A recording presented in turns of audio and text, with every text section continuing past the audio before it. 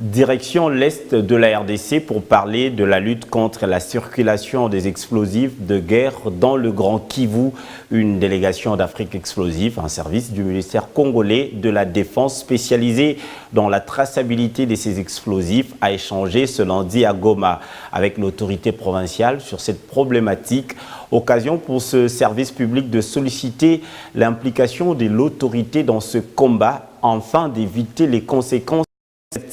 de l'utilisation de ces engins de par des tierces personnes. Les détails, c'est notre correspondant dans la région, Patrick Sialoa.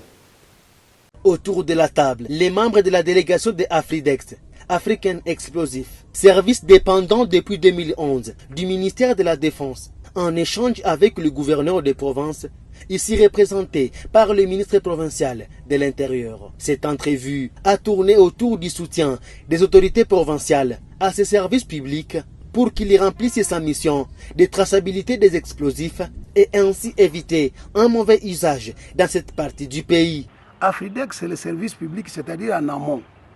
Pour que ces sociétés utilisent les explosifs, il faut qu'elles aient les autorisations d'Afridex. On en connaît parmi elles qui ont déjà les autorisations, comme Safricas, comme Alphamine, mais les autres doivent savoir désormais que avant ces services, ces autorisations leur étaient octroyées par le ministère des Mines, pour celles qui étaient en règle, mais depuis 2017, le ministre des Mines et le secrétaire général ont exécuté la volonté des lois et des règlements du pays en laissant ces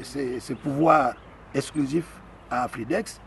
et que les fonctionnaires qui sont locaux ici et qui peut-être n'ont pas les formations doivent prendre conscience que désormais Afridex est au Nord Kivu, et d'ailleurs notre représentation sera installée ici dans la deuxième quinzaine du mois de juin, pour que désormais ces autorisations soient octroyées par Afridex. Le commandant 34e région militaire, le général de brigade Ilunga Mpeko Edmond, qui a accompagné cette délégation, promet son soutien total à Afridex. Afridex étant un service public relevant du ministère de la Défense, je crois, la 34e région militaire se prêtera à toute demande de ce service public dans le cadre de l'exécution de ces missions. Notons que cette délégation était composée de Célestin Lupungu, directeur financier de Afridex, colonel Monjeba, inspecteur principal, et du technicien Safari, sous la conduite d'Ngonji Lievin,